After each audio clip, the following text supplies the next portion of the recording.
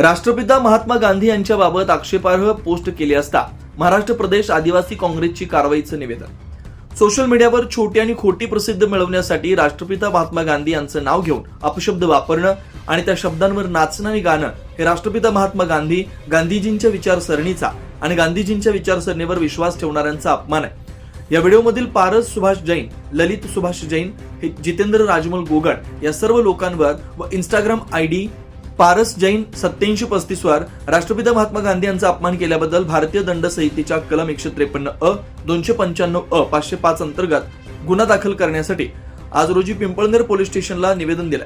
यावेळी संदीप चंदुलाल भोये, गणेश गावित, रणजित गायकवाड, संजय ठाकरे, किरण पवार, विशाल ठाकरे, राकेश बागुल, छोटू बागुल आणि अन्य कार्यकर्ते उपस्थित होते.